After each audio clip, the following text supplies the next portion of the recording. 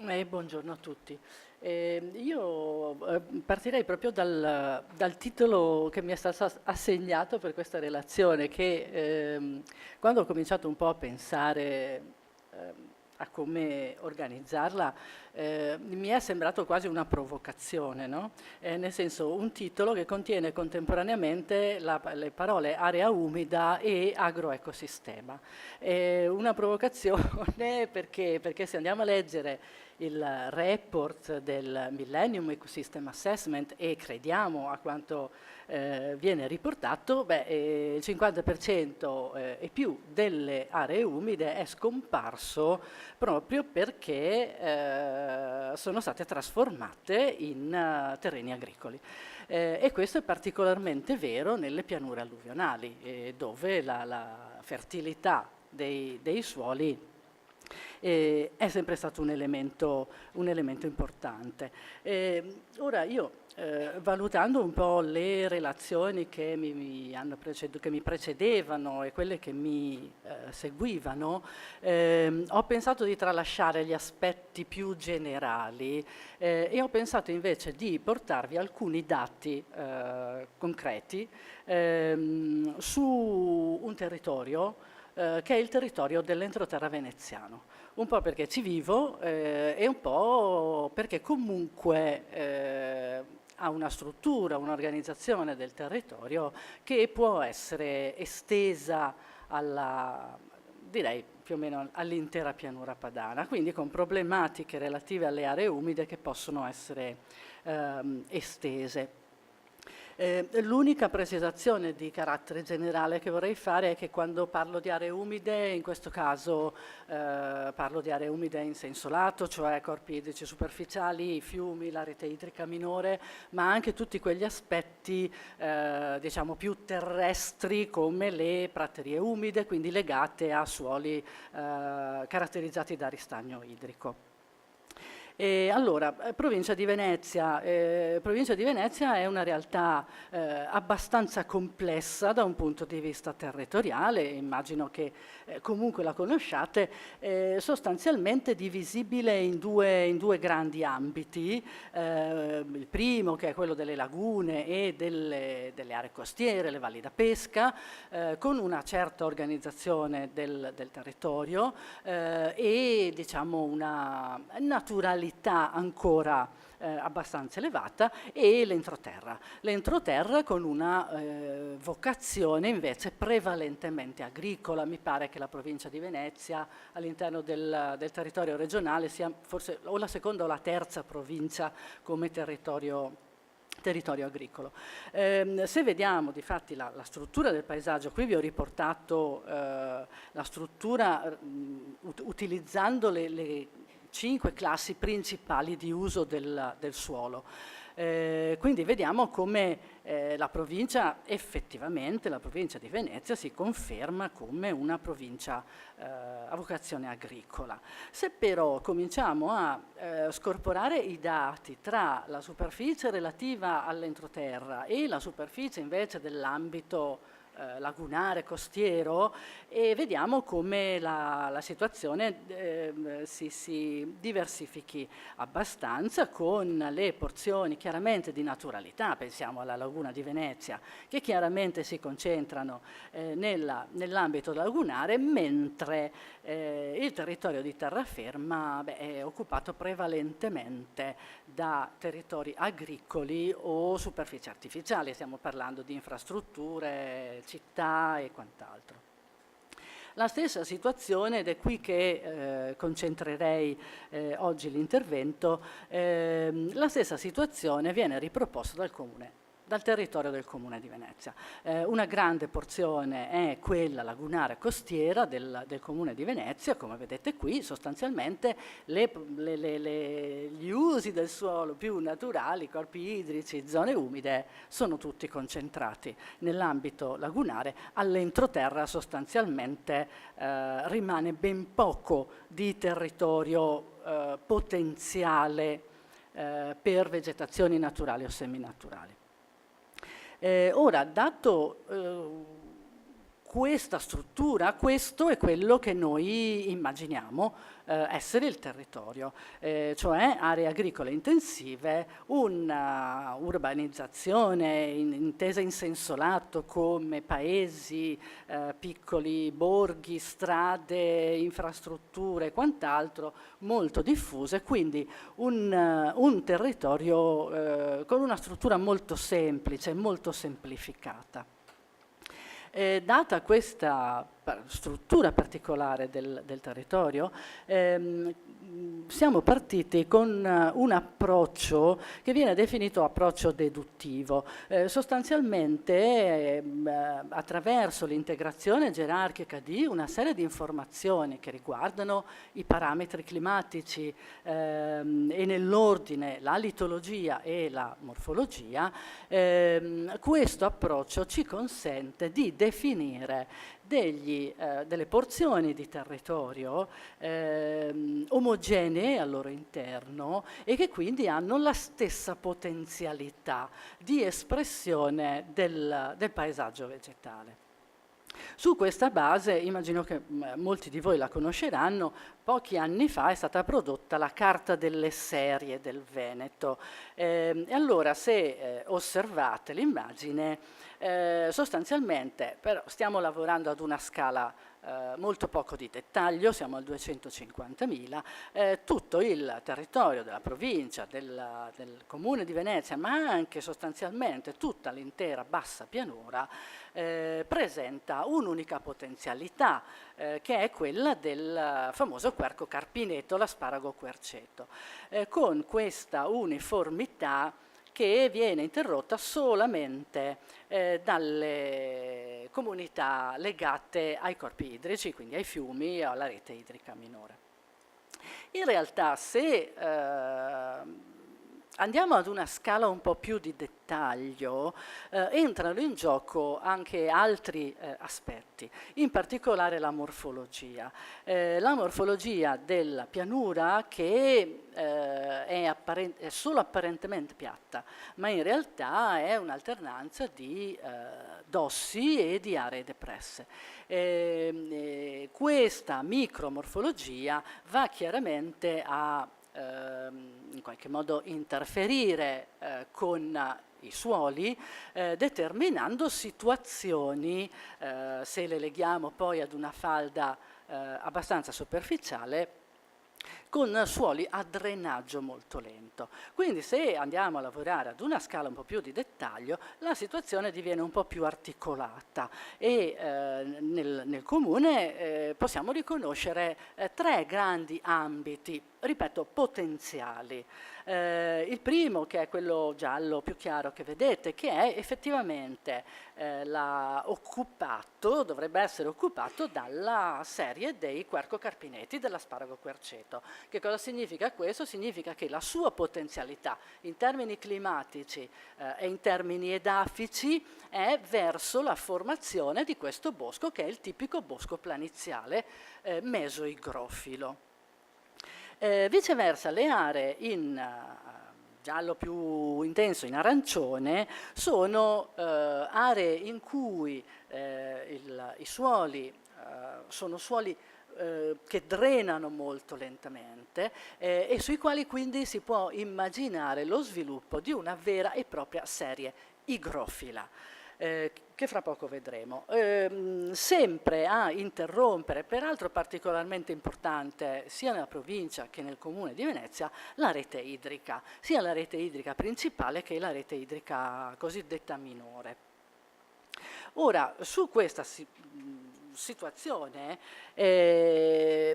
questo è sostanzialmente il paesaggio potenziale del territorio del comune di Venezia, ma tutto sommato lo possiamo estendere alla pianura, alla bassa pianura veneta e friulana. Per cui quindi a seconda della micromorfologia e quindi delle caratteristiche pedologiche, in particolare questo drenaggio e quindi questo mantenimento di acqua nel suolo, possiamo avere l'alternanza appunto di, io qui vi porto solamente le comunità, quelle più mature, per cui nella serie meso-igrofila dovremmo avere appunto il querco carpinetto, l'asparago quercetto con il mantello che è il Frangulo viburnetum, mentre nelle aree più depresse la vera e propria serie igrofila con le ontanete che abbiamo visto prima, il Salicetum cinere come mantello e poi questo grande mondo che è quello dei cariceti che occupano le porzioni più depresse. Su tutto questo si dovrebbe inserire poi il paesaggio invece legato ai corpi idrici superficiali, quindi ai fiumi, con una articolazione molto, molto ampia che parte dalle comunità idrofitiche, quindi quelle legate proprio al corso d'acqua e spingendosi verso l'esterno arriva al querco ulmetto potenziale, chimera che quasi nessuno mai ha visto, attraverso i cannetti, i tifeti, il saliceto e il pioppeto. Ora, questa è la situazione potenziale, quindi noi siamo partiti dalla nostra carta potenziale e con l'ausilio delle ortofoto, della carta della rete idrografica, di situazioni già conosciute come ad esempio SIC, ZPS, con l'ausilio di quel grosso lavoro fatto dalla provincia di Venezia in occasione del progetto di rete ecologica della provincia di Venezia con la stesura di questo biotopo, l'Atlante dei biotopi della provincia di Venezia, abbiamo cominciato a identificare aree dove potenzialmente fossero presenti elementi naturali o seminaturali. Quindi abbiamo identificato chiaramente i SIC, ma anche tutte quelle situazioni di agroecosistemi con una valenza ecologica perlomeno potenziale, cioè superfici dove fosse mantenuta la rete idrica minore, dove fossero presenti sistemi di siepi importanti, aree chiamiamole di recupero ambientale, cioè dove sono stati fatti interventi, ad esempio di rimboschimenti, di cui parlava prima Giustino. Abbiamo identificato queste 14 aree per il momento che abbiamo cominciato ad indagare. Abbiamo cominciato ad indagare da un punto di vista sia della flora presente, sia poi delle comunità e quindi degli habitat intesi come Habitat Natura 2000. Allora,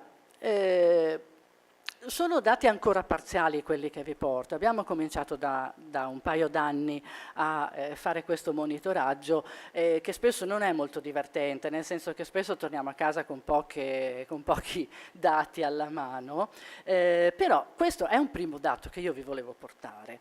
Territorio floristicamente povero? Non esattamente.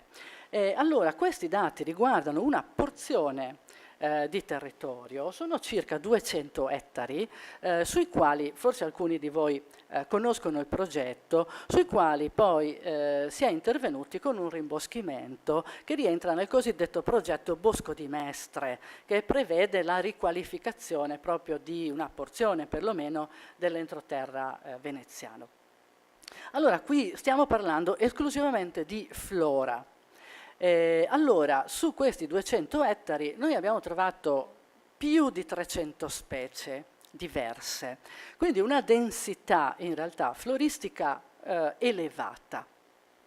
Ma al di là del numero, la cosa che volevo farvi notare è che chiaramente siamo in un agroecosistema, quindi campi di mais, di soia, poco altro, strade, città. Quindi è chiaro che metà di questa componente è data da specie tipiche dei bordi di strada, dei bordi dei campi, infestanti dei campi e quant'altro.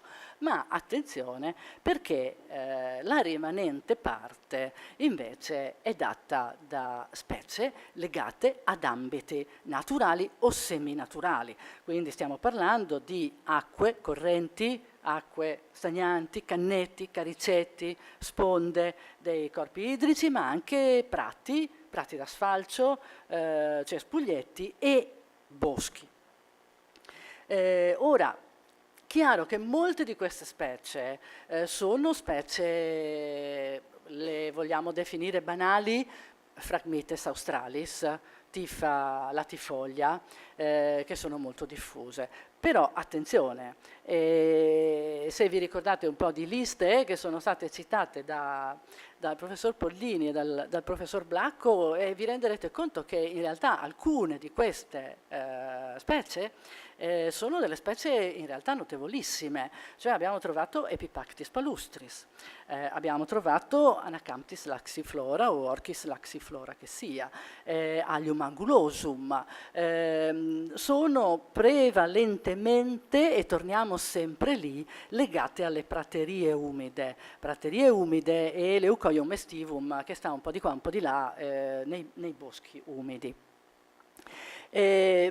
Abbiamo trovato anche una serie di comunità che possono essere, attraverso le quali possiamo identificare anche alcuni habitat, senso Natura 2000. Allora, chiaro che la maggior parte degli habitat che abbiamo ritrovato si localizzano dove? All'interno dell'unico SIC presente nel comune di Venezia, che è il SIC del Bosco di Carpenedo, dove quindi troviamo l'asparago querceto prevalentemente e le praterie, sia le praterie umide, Amolinia, sia le praterie mesoigrofile, cosiddette arenate reti. Però se osservate, queste vegetazioni sono spesso frammentarie, come vedremo, sono diffuse un po' in tutta l'area del comune di Venezia, con delle roccaforti in qualche modo di diversità, chiaramente il SIC e poi il sistema dei forti, il famoso campo trincerato di Mestre, non so se lo conoscete, sono questi vecchi forti militari che proprio per il fatto di essere stati militari sono stati salvaguardati e al loro interno contengono spesso delle vegetazioni molto interessanti. Per esempio le praterie Amolinia, che sono uno degli habitat più a rischio, sono sostanzialmente all'interno dei forti. Però, attenzione, e qui torna fuori il discorso che faceva il professor Bracco prima, dei cannetti e dei cariceti, sostanzialmente queste comunità resistono sostanzialmente in tutto il comune. Qua e là troviamo spessissimo cannetti, cariceti, senza andare ai fragmiteti, ai tifeti, che sono diffusi praticamente lungo tutti i corsi d'acqua. Ma troviamo anche molto spesso prati mesofili, prati mesoigrofili e troviamo nuclei arborati, zone arborate. Molto spesso si tratta di impianti, sono stati eseguiti, in altri casi si tratta di rimboschimento naturale. Quindi tutto sommato noi stessi siamo rimasti abbastanza stupiti, cioè all'interno del territorio veneziano, che comunque, come vi ho fatto vedere, ha una forte impronta antropica, comunque questi ambienti molto particolari in qualche modo continuano a resistere, anche se molto spesso relegati in situazioni abbastanza relittuali. Quindi venendo a noi, per quanto riguarda la serie meso-igrofila, tutto sommato è abbastanza ben rappresentata. Abbiamo l'asparago querceto, quindi abbiamo la comunità più matura, abbiamo moltissime situazioni in cui è presente il suo mantello e abbiamo anche molte delle comunità, diciamo, secondarie di sostituzione che comunque sono legate a questa serie. Prati d'asfalcio mesofili o mesoigrofili, abbiamo anche prati ruderali, calpestati, che però se gestiti in un certo modo potrebbero ritornare verso il prato d'asfalcio, e ci ho messo qui anche gli impianti con 2 punti di domanda, nel senso che potenzialmente con il tempo e con una gestione di un certo tipo potrebbero rientrare all'interno della serie. Molto diversa invece è la situazione della serie igrofila più stretta. Della serie igrofila sostanzialmente ci mancano quasi completamente gli stadi maturi. Abbiamo trovato un piccolissimo frammento di alnetta, ma stiamo parlando di forse 200 metri quadrati, manca completamente il suo mantello. Ciò che resiste, come vi dicevo, invece sono tutte le comunità cosiddette di Magno Caricetaglia, quindi i grandi carici, che sono diffusi un po' ovunque, e soprattutto, e questa è stata veramente una grossa sorpresa, come vi dicevo prima, abbiamo trovato molte situazioni di prateria umida e soprattutto questa particolare alternanza dovuta proprio alla micromorfologia tra prateria umida sugli avvallamenti e prateria arida invece sui piccoli dossi. Quindi una situazione molto interessante. Per quanto riguarda invece le comunità perialveali, la situazione invece richiede invece un certo intervento. Abbiamo le comunità idrofitiche, ma chi di voi le conosce un po', sono presenti, ma sono molto spesso indicatrici di situazioni fortemente eutrofiche. Abbiamo i fragmiteti, abbiamo i tifeti, manca completamente tutto il resto della serie, se si fa eccezione per il saliceti a salice bianco, saliceti a salice alba, anche se qui l'attribuzione sia alla comunità che all'habitat è sicuramente una forzatura, nel senso che molto spesso si tratta semplicemente di filari o quasi singoli individui di salice bianco. Quindi sostanzialmente, per riassumere il... Quanto ho ancora? Per riassumere, uno dei problemi principali qui li ho raggruppati secondo le tipologie di habitat. Uno dei problemi principali, e insomma non sto dicendo nulla di nuovo e nulla che non si sia già sentito, è il fenomeno della frammentazione, cioè se osservate le superfici medie di queste comunità vi rendete conto come a parte il bosco di Carpenedo, quindi l'unico relitto di Querco Carpineto presente nel comune di Venezia, tutte le altre situazioni che abbiamo trovato hanno una superficie media quasi irrisoria, quasi ridicola, al limite della scomparsa. Hanno, è vero, delle forme abbastanza compatte, hanno solitamente una forma molto regolare che deriva dal taglio sostanzialmente del bosco, di ciò che era esterno al bosco per creare coltivi, e soprattutto sono, a parte i prati mesofili d'asfalcio, sono soprattutto molto isolati, molto distanti uno dall'altro. Quindi questa situazione vi rappresenta visivamente qual è la situazione di alcune delle specie più notevoli che vi ho fatto vedere prima nel territorio. Vi faccio presente che in chiaro sono le superfici agricole, in viola più o meno scuro sono le superfici urbanizzate, artificiali. Okay? In verde sono i biotopi che noi stiamo controllando. Le bandierine vi segnalano la presenza di una popolazione di una delle specie rilevate. E allora, al di là di esempi come Epipactis palustris che abbiamo trovato in un unico sito, ma tutto sommato anche nel caso dell'Anacamptis che abbiamo trovato in 3 siti, lo spostamento della specie attraverso il territorio è pressoché impossibile ed la sua situazione è analoga a quella di Epipactis che si trova in una sola stazione.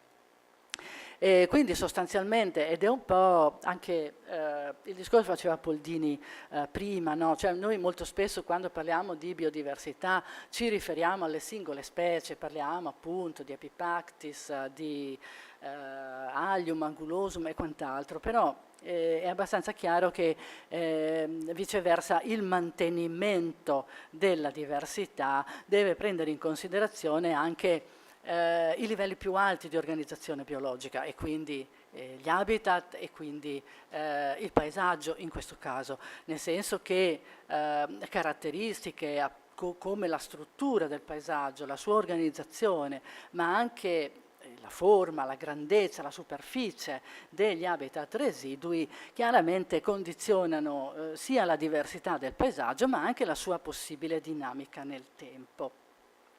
Io per andare a chiudere, al di là dei grandi discorsi, vorrei arrivare a portarvi l'ultimo dato che secondo me è quello più interessante. Allora, Giustino Mezzalira all'inizio sottolineava l'importanza della conoscenza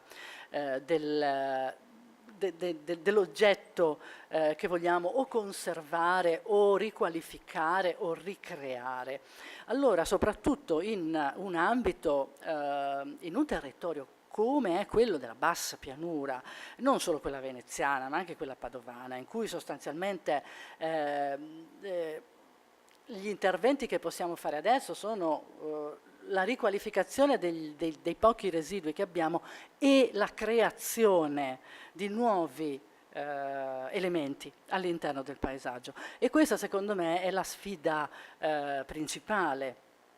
Nel senso che è vero un po' per tutti gli habitat naturali, ma se guardiamo questa frase ci rendiamo conto di come sostanzialmente, e qui ancora riprendo quello che diceva Mezzalira prima, non è che possiamo piantare un bosco o scavare una buca e abbiamo creato un'area umida. Un'area umida è una cosa molto più complessa e prima di diventare effettivamente un'area umida ci può mettere anche un centinaio d'anni. Lo stesso è vero anche per i boschi, per esempio, ma per le aree umide forse ancora di più. Io immagino che la prossima relazione ci farà entrare nel vivo di questo, ma i rapporti, le relazioni all'interno di un'area umida sono talmente complessi da richiedere veramente molti anni. Ora, proprio in questo ambito, volevo portarvi alcuni dati relativi ad un'area particolare in provincia di Venezia che sono le ex cave di Salzano. Quindi sono cave senili, una superficie di circa 60 ettari, sono diventate sito di importanza comunitaria. All'interno di questo sito il consorzio e la provincia hanno effettuato un intervento di riqualificazione con l'obiettivo di costituire una zona di fitodepurazione. Qualche anno più tardi, e qui faccio un po' di pubblicità, Veneto Agricoltura è intervenuta con alcuni impianti mirati di specie. Queste specie appartenevano sostanzialmente a tre grandi categorie. Le prime che vedete, Allium angulosum, Senecio paludosus, eccetera, erano specie a rischio di estinzione, perlomeno nel territorio. Altre specie, come vedete ciperacee, sono le cosiddette specie edificatrici delle aree umide, quelle che formano le grandi biomasse, le grandi coperture, e infine, vabbè, Iris, Pseudacorus, il giaggiolo, per fare un po' di colore all'interno dell'area. Ora, dopo l'intervento, noi siamo intervenuti con dei monitoraggi periodici, per cui abbiamo monitorato questi impianti nel 2009 e l'anno scorso, nel 2013. Non vi porto i risultati di tutte le specie, vi porto i risultati di solo di tre specie.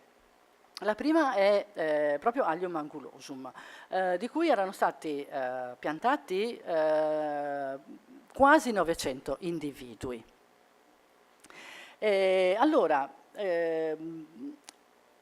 risultato abbastanza negativo al primo monitoraggio, cioè abbiamo avuto una mortalità di più del 60%, anche se tutto sommato degli individui rimasti, la fitness era abbastanza elevata, nel senso che arrivavano a fioritura e arrivavano anche a fruttificazione. Il trend però, come vedete, è calante, nel senso che il grosso della moria è già avvenuto, però sostanzialmente continuiamo a perdere invece che acquistare. Allora, andando a valutare i siti di inoculo e in particolare la tessitura del suolo nei diversi siti e confrontando i siti in cui abbiamo una elevata mortalità con quelli invece in cui la mortalità è bassa, sostanzialmente risulta che la variabile potrebbe proprio essere la tessitura del suolo, cioè la bassa mortalità ce l'abbiamo dove abbiamo suoli un po' più aerati, cioè suoli con una frazione sabbiosa più alta. Carex elata, intervento importante, nel senso che erano intervenuti con quasi 2000 cespi di Carex elata.